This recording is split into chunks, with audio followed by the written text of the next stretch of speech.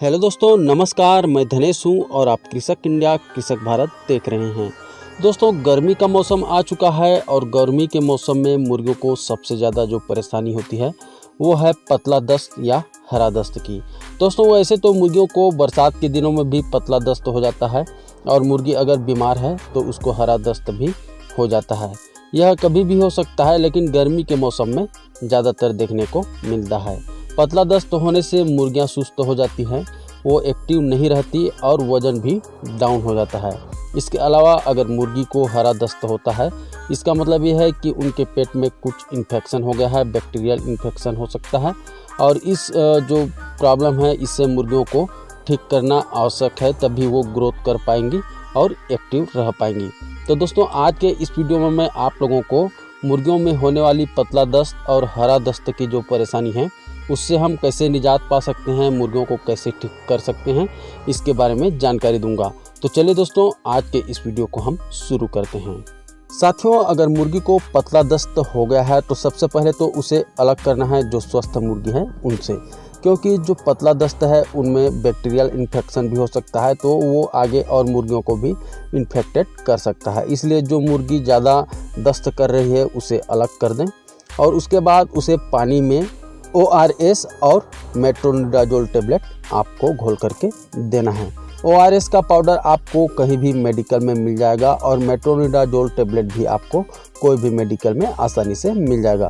दोस्तों, ORS को 2 litre पानी में 1 पाउच मिलाना है और मेट्रोनिडाजोल टेबलेट को आपको प्रति 40 किलो वजन पे 1 टेबलेट देना है। यानी कि अगर आपके पास 40 मुर्गी हैं, सभी मुर्गी 1-1 केजी की हैं, तो आपको मेट्रोनिडाजोल का 1 टेबलेट यानी कि जो 400 ग्राम का टेबलेट आता है उसको 1 टेबलेट देना है।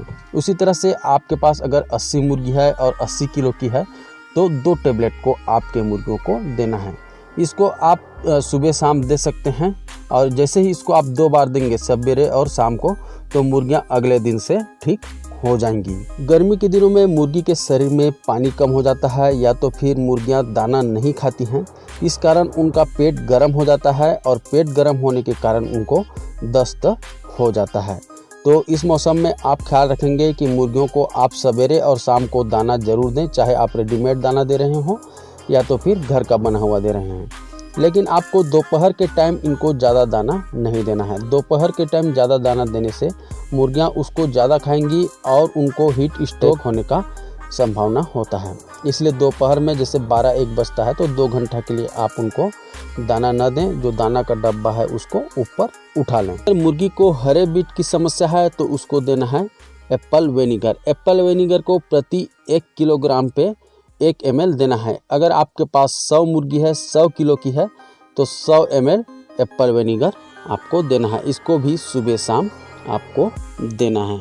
दोस्तों, साथ ही साथ इसमें आपको देना है टेट्रासाइक्लिन पाउडर, उसको भी उसी पानी में घोल करके देना है। इसको घोलने का तरीका यह है कि जैसे आपके पास 100 मुर्गी हैं 1-1 केजी की, तो उनको 4 ग्राम प्रति 100 मुर्गी के हिसाब से 3 लीटर पानी में आप मिला सकते हैं। अगर आधा किलो या उससे छोटे चूजे हैं तो उनको आप 3 ग्राम प्रति 100 मुर्गी या छोटे चूजे के हिसाब से टेट्रासाइक्लिन पाउडर को 3 लीटर पानी में घोल करके सुबह शाम दे सकते हैं। दोस्तों, उसी तरह से आपको विमराल भी देना है। विमराल मल्टीविटामिन है, इससे मुर्गी को एनर्जी मिलता है और जो भी बीमारी है उससे लड़ने की क्षमता इससे बढ़ जाती है।